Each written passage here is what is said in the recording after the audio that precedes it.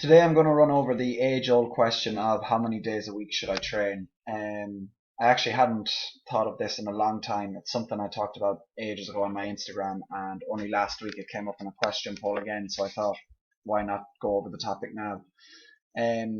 It's a question I suppose people get regularly, and when I'm working, I don't really get it as much online because when someone's signing up to me, it's kind of we both dictate together, and in the question form it's kind of made clear that together we'll work out how many days is optimal, etc. They kind of give what days they're free, what days they definitely can't, and then we look at the goals and we work from there. So you kind of know already. But when someone comes into the gym and wants to sign up to some small group training, there's different plans. You know, you can go 2, 3, 4, 5, 6, whatever, however many days you want. And something that's kind of important to go over with them is that more is not always better, and that sometimes there's a bit of trial and error in it, and you kind of have to find out what works for you. So I would be asking most people, how many days a week can you train? But not only that, I would be asking, how many days a week can you train without the detriment to your personal life? So asking the wrong questions is fairly common. So a lot of questions are vague and not adaptable to that individual. For example, like a lot of the questions I will get is, what's the best sets or reps for strength, power, speed, whatever you want to insert there? What's the best exercise for my hamstrings? What is the best time of the day to train? How many reps per body part per week, etc.? What weight should I be squatting? What weight should I be benching? And you know, these all come down to I can't give anyone a blanket statement there. It wouldn't be really right. I can only look at what you've done, what you have been doing lately, and things like your body weight, things like your training age, things like your age. So if you're younger, you might have a bit more scope for building in the next few years, whereas if you're older and you start, it might be a bit of a slower incline. You know, there's too many things to take into account for me to say, oh, everyone should bench their body weight for 10 reps or whatever. Do you know, that's not going to help anyone. Especially if I put information like that out and someone who is a power lifter reads that information, and then someone who's a GA player reads that information. You know, they're two totally different specific tasks. So it is impossible to compare across the board. But keeping to today's topic, how many days a week can you train? So with the goal that it will add to your quality of life, but also enough days that it won't take from the quality of your life. So you're trying to really find that sweet spot. So you want to do enough days that you're going to feel the difference. It's going to have a positive impact in your life. But you don't want to bring it to the point where it's one day too many or 2 days too many that you know you feel like you have to go and it's not adding to the quality of your days. So there's no such thing as a perfect split. When I say split there, I mean training split. But there is an optimal one for your lifestyle. So you really need to take yourself into consideration.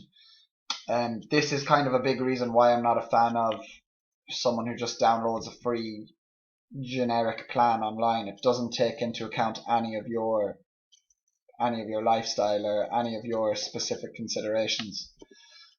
So these things do take trial and error, and there is a teething stage to them. So when you start working with a coach, if you sign up to a gym, if you go training yourself, if you join a program or workout class, like it could be a month or two for you to find what fits perfectly. There is going to be trial and error.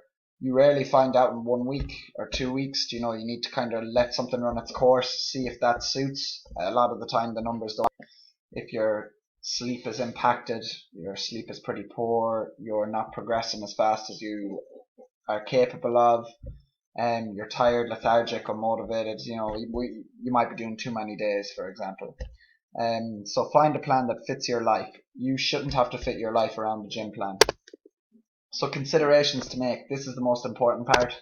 We're going to look into just a few different points. Now there are lots of points, but these are the ones that spring to mind that I could throw up fairly quickly. So work. How many hours a week do you work, including your commute? So for example, if I'm someone who lives in Roscommon and drives to Dublin, so let's say that's a 2-hour drive, and I commute 4 or 5 days a week, you know, that could be 4 hours on the road on top of 7 to 8 hours of work. and you're talking 12 hours there. So that's 12 hours out of the day. If I want to get 8 hours sleep, I have 16 hours of daylight. That means I have 4 hours to spare with there most days. Now, if I food prep one of those days, kind of do some non-negotiables on some days, I'm not going to have time for the gym, but I might be able to make time on a Tuesday for the gym and maybe a Friday because I don't have to go to bed as early, seeing as I'm not working Saturday. So with work, you do have to take into consideration your work. So when I say include commute as well, I would look at the location of your gym. So location is a point down the line, but I would take that into account as well. Is there somewhere that you can train on the way to or on the way back from work? Relationships. So what's your weekly communication with friends or other halves or whatever? So you don't want those to be at detriment. Obviously, sometimes you got to prioritize, and if something's important to you, you may have to drop one or two things. But if that's something that adds huge happiness to your week and your days, you shouldn't have to drop it totally.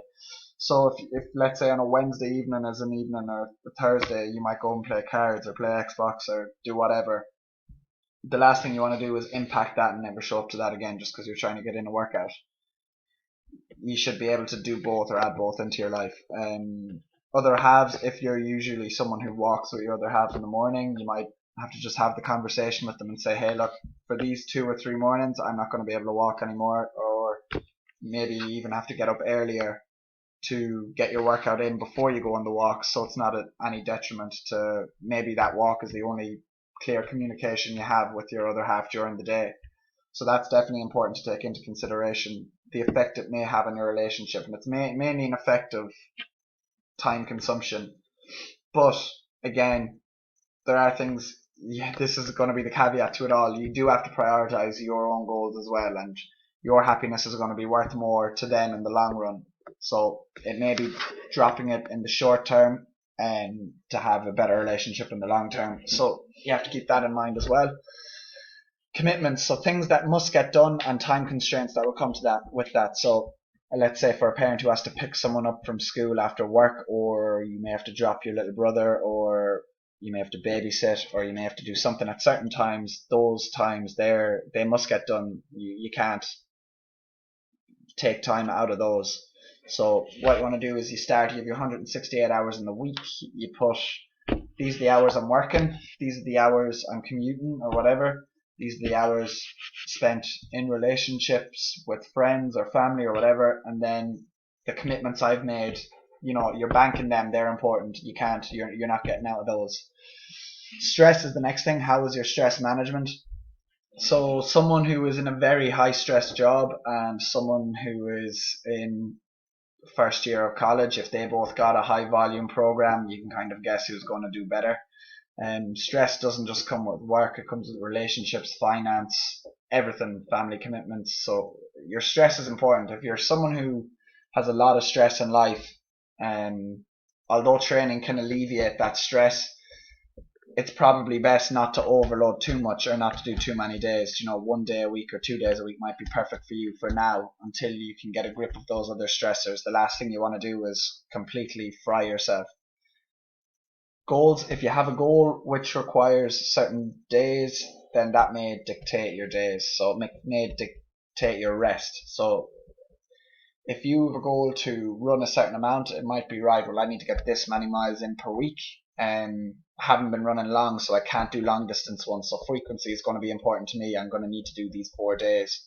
But because I'm doing 4 days, I need 3 days rest, and I can't do higher intensity stuff. I need a day off after the higher intensity stuff, so I need to rest on this day, that day. So like your training goals might dictate as well. For someone who is playing GAA, their training goals might be to improve their performances on the pitch. So I would be saying, your rest is quite important there, and the 1 or 2 days we're in the gym, we need to really nail those, but we need to make sure the rest is there too. So your goals definitely will dictate your days, or will play a part to that. Training age, so where are you in your journey? Newbies may require more rest. So for example, if you're someone who's been training for 3 to 5 years, you might be able to get away with a 4 or 5 day a week plan if it's just something that's part of your lifestyle. But if you're someone who's just starting for the first time, maybe you're in your 30s, 2 days a week is probably plenty for you, spaced out 72 hours apart. Make sure you're nailing the basics, the fundamentals, and not kind of overriding yourself or burying yourself for the sake of it. So again, your training age is important. Location. So is the facility on your commute line, near the house, whatever? That's if you're training in a facility you're going to be. Will you be training from home? What's the best time to do that? When's the room free that you'll be using? Is the only time it's free in the morning? Will you have to go at like 6 a.m., etc.? If the facility or the place you train is on your commute line, then it's kind of a 2 hour window, 1 to 2 hour window, or whenever when you're going to use that. So in the morning or in the evening, for most people, for example. And then if it's near the house, is it something that you can come home? Is the facility open till 9 or 10? Can you nip in before it closes for a half hour or 40 minutes and get out then when kind of all the evening tasks are done? So it's important to kind of figure out that as well. It could be something like that for a parent. It could be, okay, well, if I'm dropping my kid to football over in this part of town, there's a gym right beside there. While they're at training for the hour, I'll train for the hour, etc. So these things are important, and with a bit of planning, you can easily plan your way around that. Environment then is the last one I put in. So what's the layout of the gym and what hurdles does this produce? So for example, like again, with downloading a generic plan, you might have back squats supersetted with chest presses supersetted with this, that, but your racks might be in one room and your dumbbells might be way away in another room, and on the second floor you might have your track, so you might have to lug stuff upstairs if you want to superset them, so your environment is important when it comes to the considerations you have to make, because if I'm programming for someone who trains in, let's say, a CrossFit box or someone who trains in a bodybuilding place, they will look totally different because of the space, and because generally given in bodybuilding gyms or in commercial gyms, bigger commercial gyms, there might be a room full of machines. So you're not going to superset dumbbell presses with a lat pull down because they might be opposite sides of the building or on different floors, or you can't put cardiovascular work into a superset either because maybe there's a cardio room dedicated to that. Whereas let's say in a CrossFit gym or a box, I might be able to say, okay, you'll be able to pull over a med ball, pull over an assault bike, pull over a pair of dumbbells, whatever, and do it in a small square in your own space. So the environment plays a big role in that as well. So the program definitely needs to fit your lifestyle. Clearly, from what I've gone over here, your lifestyle shouldn't have to change, and that is a huge mistake constantly made by people who stick to a plan that they see as the plan, but really it's not. That plan might have worked brilliant for their friend, it might have worked brilliant for someone they know, or it might be backed by someone they respect. That does not mean that it suits their lifestyle. So you really need to find a plan that suits your lifestyle, or just a plan that suits your lifestyle. So learn that a program or a training method should have longevity in mind, and longevity is, if you're doing a plan, or at least if you're someone who has an idea of a plan and maybe you'll do a lot more training now and a little bit less, you kind of want to be training stuff that down the line you can still do. So it depends whereabouts you are in your training. This is for general population I'm speaking of now. So if you're someone who's in their 40s or 50s and just starting strength training, every week for the rest of your life is going to hold so much value to you, rather than jumping on a 4-day plan, sticking at that for 6 weeks and kind of longevity should be in mind when you're training, and you shouldn't look at it as I'm only getting 2 sessions a week. It should be 2 sessions a week is the minimum for the rest of my life, or for the rest of my training days, So you might be asking, where do you start? I have a few points. Obviously there's a lot more we can go through, but I would start with picking the days you would like to train and trial it. But you must be realistic here, so don't sacrifice your social life or your own life for days just because, in your head when you're writing down your own plan or whatever, you might be a bit motivated to go at it. I would say, if you're someone who thinks, some weeks I could get 3 sessions, don't write yourself a 3-day a week plan if you're not going to make those 3 days every week. Write yourself 2 days and then give yourself an optional day or a bonus day If you're someone who's the opposite or who might think, Jesus, do you know what? I can definitely get 3 days every week, but the odd week when the kids are away or when someone's out of town or whatever, I don't have that commitment. Maybe if it's every 2 or 3 weeks, I can get those 4 days. So have that optional day ready, because at least then that optional day becomes progressive. Even if it's every 2 or 3 weeks, you can say, oh, this is my optional day. Let's see what I did the last time and compare and progress against that. Simplicity, don't lose sight of the goal. So if you have a specific goal, don't lose sight of that at all. So if your goal is to run a marathon and you're never running, you're not training to that. You are training and you are in a plan, but it's not specific to what you want. So keep it specific. Program optimal for the environment you train in. So time and space are important. I went over this. The layout of the gym is the space, but the time. Like, do you need to be an hour and 15 in the gym? Well, maybe if you're training for Olympic weightlifting or learning those, or training powerlifting or doing a big strength phase or trying to get as strong as you can, then yeah, you might need an hour and a half because there might be long rest times there. But if you're someone who just wants a better quality of life, wants to train, wants to feel good, 40 minutes might be plenty for you and probably will be in most cases. That's including your warm up and cool down. So you need to really optimize that time in the gym and make sure that it's not, again, taken from your lifestyle. So make sure you prioritize that training time as it is assigned to you. So if you're going to be someone who is saying, okay, on a Monday, Wednesday and Saturday I'm training, then you need to nail those down. They need to become a non-negotiable. It needs to become a part of a commitment like you had specified earlier on. So if you said earlier, these are my commitments, these are the times I can't train, when you train, they need to become in time. They need to become your commitments, something that you are fully committed in. It's non-negotiable. It's like brushing your teeth on a Monday at 8 p.m. I do this, so on and so forth. So monitor your mood, your progress, and quality of life. Adjust if needs be. So if you're someone who's stressed making that 4th day, or stressed making the 3rd day, or the 3rd or 4th day is never going well for you, you're not progressing as well as you'd like or as good as you should be, your quality of life hasn't improved, then yeah, that's time to adjust the program. But you must expect teething. It's all part of it. Expect changes also. So you must adapt to your personal life as your personal life changes. So at the moment, I'm not coaching in a gym now. So I'm doing all my coaching from the laptop. I have a station where I work out in the shed, and I'm flexible. I can do my bit of strength in the morning and maybe a few assault bike intervals in the evening. That doesn't mean that when I get back to training that I'm going to stick to this plan that I'm on now. Or when I get back to work that I'm going to stick to this plan I'm on now. When I get back to work, my plan will change totally. My plan looks extremely different in the month of December, in the month of January, because usually we are back to football in February or March or whatever. My plan is changing as my lifestyle changes. So as I get on the pitch more, that's my commute to the pitch, the training, my commute back, my food prepping, because I'm going to need to eat before bed. I'm up before 6 the next morning to get to work. I'm not going to be able to train the same as I did. It's going to look quite different. I'm going to need to make adjustments to my plan. So even if a plan is going very well, if something in your personal life changes, you will need to adjust that plan or change the plan alongside it.